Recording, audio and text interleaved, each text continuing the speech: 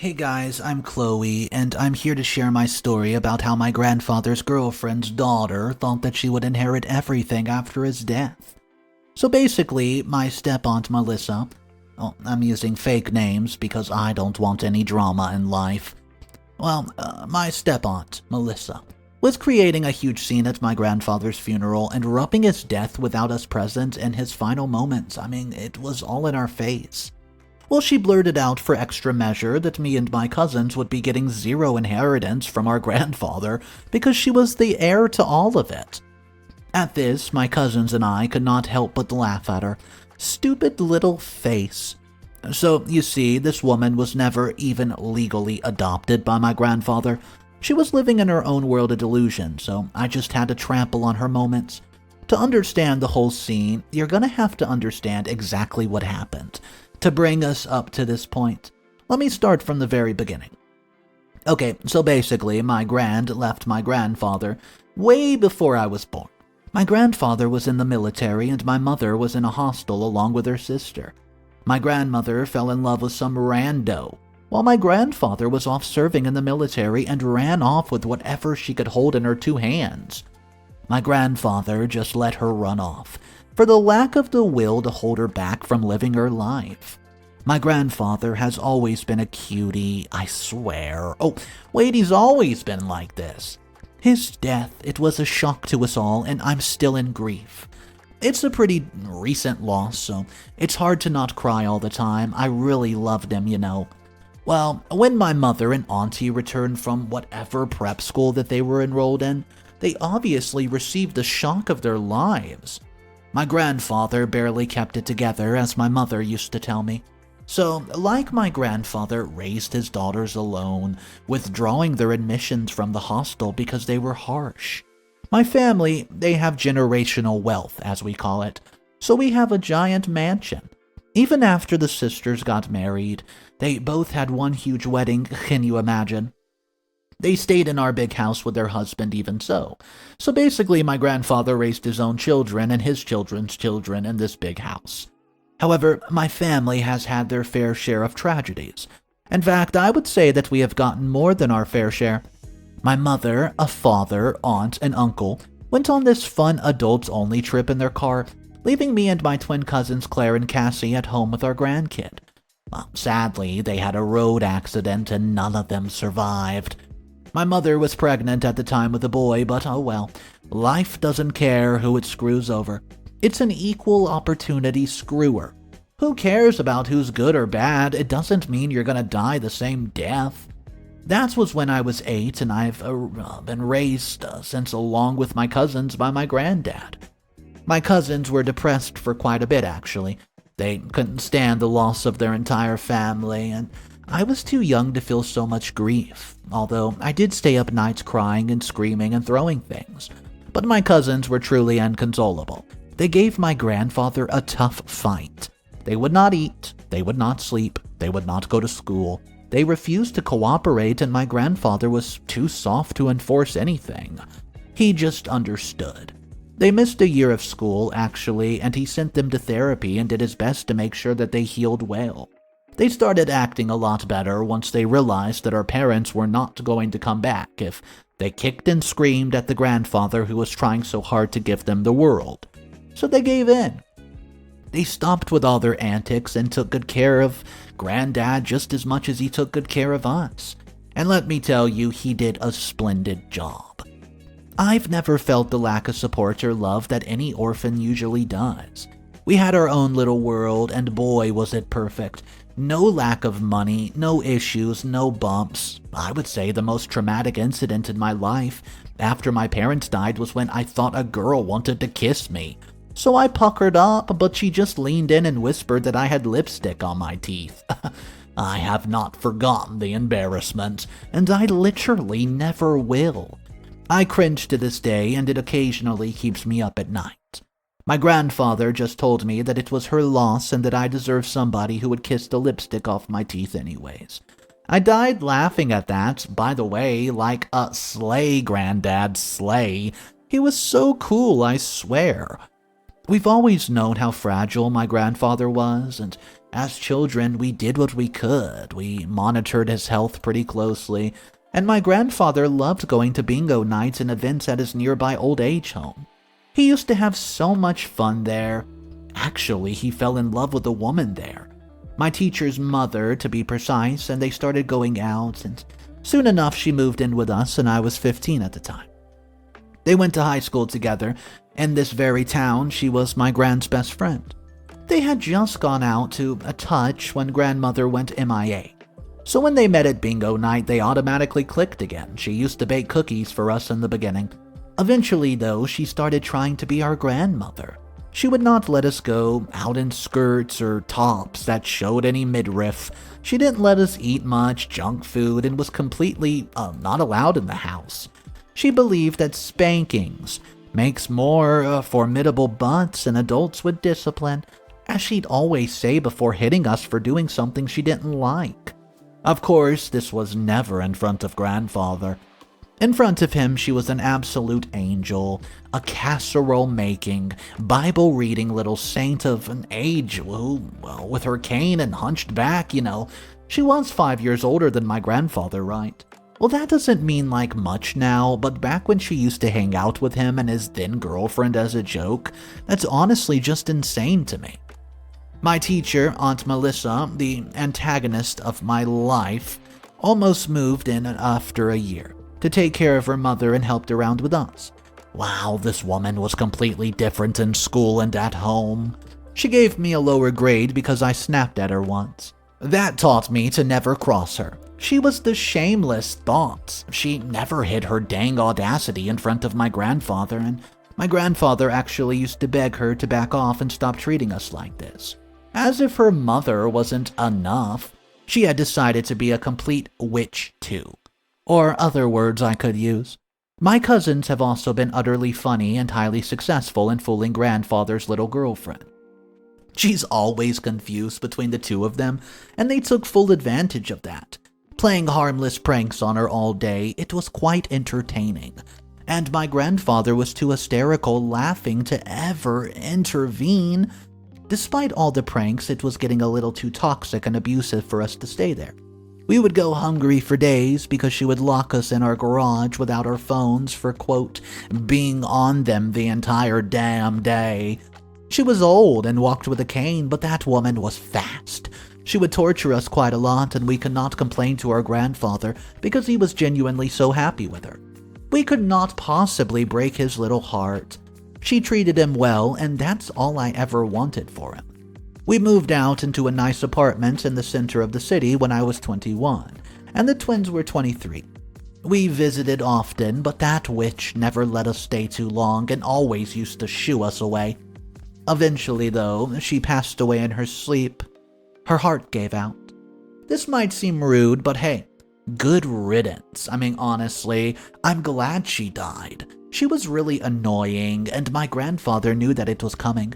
He had a stoic face at the funeral, and he said that he would come to terms that he lost her, and the death was always lurking about at his age. He cried during the eulogy. It was sweet to see him talk so passionately and so lovingly about the woman he loved, even though we hated her. We put our feelings aside for that one day and took care of him. We stayed with him for a week, after which Cassie and I left for our own home. Claire stayed back a month, making sure that he was okay and being his support system. Aunt Melissa did not move out once her mother died. She stayed back taking care of Granddad, and I actually respected her for that. We used to visit twice or maybe thrice a month, and it seemed in the pink of his health every time we visited. He used to tell us how his week went, and I think those visits have given me the true closure I needed to accept his death. I got to say goodbye. Every time I saw him again, I knew there was a slow countdown till I would never see him. Ticking right there in the back of my head. I'd just never expected it to come as soon as it did. Aunt Melissa never let me stay more than a day, just like her mother. I just assumed that it was her pure hatred for me and her disgust at my presence. Because trust me, the feeling is very mutual now. But now I can't shake the suspicion and creeping feeling that there was some sort of foul play going on. Anyways, just a year after his girlfriend passed, he did too. HHS. He had diabetes, and there's this thing, hypersmolar hyperglycemic state. They call it HHS. It's like this extremely serious life-threatening condition associated with diabetes. HHS happens when your blood sugar levels become extremely high, which causes severe dehydration and a state of, well, hypersmolarity or something like that, where the blood becomes excessively concentrated with the sugar. Yeah, I read up on it a bit. It's awfully suspicious that his blood sugar shot up like that though, because he had a meal plan and medicine and everything to ensure that the exact opposite of that would never happen. But maybe he was binge eating or he'd stopped taking his medicine, I don't know. It's suspicious, but I'm trying to give Aunt Melissa the benefit of the doubt. It hurt like a road roller ran over me when he died. I grieved quite a lot. I can't help but close my eyes and drift back to the moments with grandfather. He was more than just my grandfather, he was literally my guiding light, and my rock to hold on to in turbulent world. I still remember and miss the evenings that we spent in his cozy study. Well, grandfather would sometimes bore me with tales of where he was a little kid, painting vivid pictures of the bygone era. He would refer to it as his lost world. His laughter was really infectious. Oh man, I miss him. Anyways, during our last few visits, he mentioned that he wanted to write a will, and wanted the three of us present when he wrote it, and like an idiot, I kept pushing it ahead in denial that we needed it this early. So no, as far as I know, he has not written a will. Hence, I'm guessing Aunt Melissa assumed that since our parents have passed away, she's next in line and she gets everything. So what if she takes care of him for a year? She isn't getting a single penny of my inheritance. And as soon as he died, she called us and it was like some sort of light switch flipped in her head. I mean, just like that. She wasn't even trying to hide it. She was happy that he died. She acted like a giggly teenager at the funeral, and I'm assuming that she was on some sort of drug. Or else, no way an adult would act like that at a funeral. It was a small affair. Most of his friends are dead, apparently. And since his kids died, most of the extended family drifted apart too. So not many people were invited. It was supposed to be a low-key, quiet event, but no. This witch had to be annoying and ruin everything. After my eulogy, she dragged me aside and taunted me, saying you brats won't even get a penny, and claimed that he left everything to his devout daughter. But me and my cousins erupted in laughter because she was never legally adopted by him. She isn't even biological anything. Even her mother died before him, so there was literally no relationship there at all. She just stayed in our house as a free tenant, eating whatever the maid cooked and being nice to him for apparent greed. So Cassie, our very own lawyer, started snorting loudly at her statement, and we caught on pretty quickly. However, it was relieving to let out a laugh after the unfortunate event that was the death of my grandfather. Aunt Melissa invited me over to my own house yesterday, which she's still living in rent-free, by the way, and she tried to convince me to forget her actions at the funeral, and she's trying to get the warm-up to her. We'll see if that happens. I met her yesterday, and here I am writing this post. I don't know just yet how I'm gonna throw her out. I can't believe this realization did not hit her before. She must be really stupid. Anyways, that's all for this post. Let me know if you have any ideas on how I can oust her from the house that rightfully belongs to me and my cousin. Update number 1. Hey, I'm back. At first, I would like to address some of your comments. I read all of them. I'm sorry I did not seem sad enough to some of you in my last post for you to think that I'm grieving. I didn't notice my granddad's health was wearing down because I think he was hiding it from me. He was too big of a stoic to show that he was in pain or struggling. He'd always been like that. Melissa never said anything about his suffering or having issues either. Only God knows why. Anyways, to those of you who think that I'm only using my grandfather for internet clout or money, you can respectfully stop reading. Because one thing I'm sure about is that the house is mine. Nobody gets my generational wealth. They can have money, but not the house that's been mine since before I was born. And no, what Melissa did at the funeral is unforgivable. Somebody posted the video online and it went kinda viral. I suspected it was one of the twins. They're the type of people to do something like that. They've been pulling pranks on her since day one, and they've actually pulled off something similar before. My cousins don't like being messed with, and they're as bad as heck, not gonna lie. So I'll explain this one time they pulled this insanely elaborate prank on her. So Cassie and Claire knew the rumor that Aunt Melissa and our principal Jameson had a fling going on. So they planned out this whole thing that was shocking, and people still laughed about it at our school to this day. I don't go there anymore, obviously, but Aunt Melissa works there still, and boy do I see these hilarious posts about it on social media.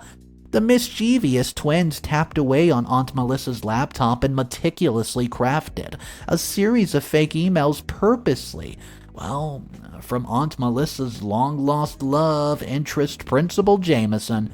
By the way, he had to move to a different school after the news emerged, expressing his undying love and a desire to reunite. Weeks go by, and Aunt Melissa became increasingly in love with her older, wrinkly correspondent, eagerly anticipating their impending reunion. What a despo, honestly. I didn't know whether to be sad or amused. Anyways, the girls continued to orchestrate the whole thing, faking elaborate stories and false promises to heighten her excitement. As the day of the supposed reunion approached, Aunt Melissa's anticipation reached a fever pitch. As she was very vocal about it over email, she meticulously prepared for the meeting, oblivious to the fact that it was all just an elaborate ruse crafted by my cousin.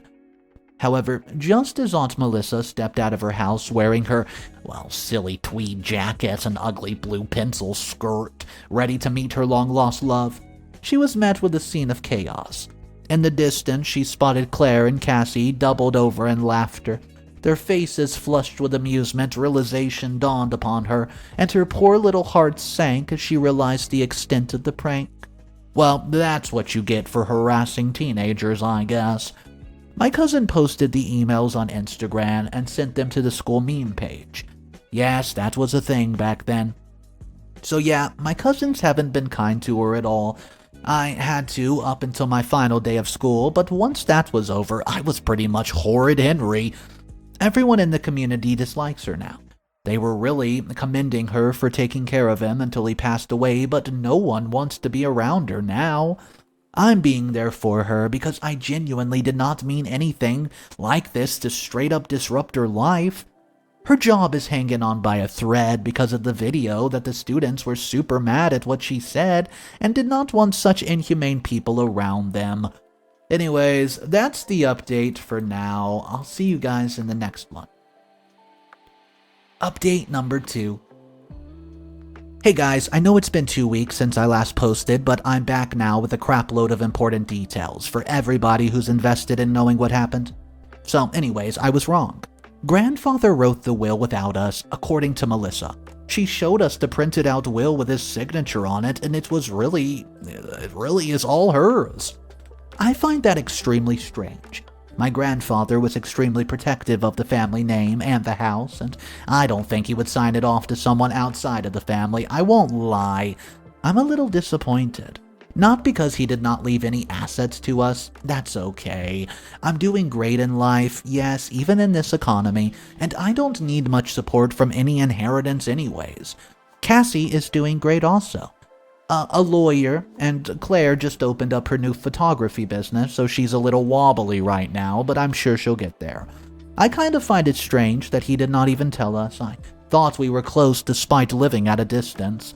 Okay, I'm trying so hard not to be suspicious of this, but I can't help it. He said before he died that he would only write the will if we were present, and his signature seems very off compared to how he used to sign on our permission slips. Trust me, I've tried to forge it multiple times, I would know. Maybe he was really ill and that's why it looks so wonky. Do you see how hard I'm trying to give Melissa the benefit of the doubt here? Anyways, I'm not just handing things like this. Come on. I couldn't seem to figure out what the right way to get things cleared out here is. We did get the root of this eventually, though. If only I had the street smarts instead of being such a nerd, a bookworm. Okay, so first, I sent a photocopy of the will to a guy Cassie knows who verifies signatures, along with an old signature that I had on a report card. And guess what? It was not a match. See, I knew there was something suspicious, and I was right to think so. Then I asked Melissa who her witness was, and I mean, you have to have a witness to sign a will, right? And apparently she was the witness. Awfully convenient, don't you think? She just shrugged and said that he wanted us to be there, but we were always too busy for our poor dying grandfather. Way to rub salt on my burning wound. Then I finally spoke to my grandfather's lawyer, and only a fool with that much money would not have a lawyer. Thankfully, I knew my grandfather's lawyer, and I'm actually currently dating his daughter. Say congratulations quick. Anyways, he said he had zero knowledge of this, which he found extremely alarming, because my grandfather refused to pay taxes without consulting a lawyer. Writing his final will and testament was too large of a decision for him to be taken on his own.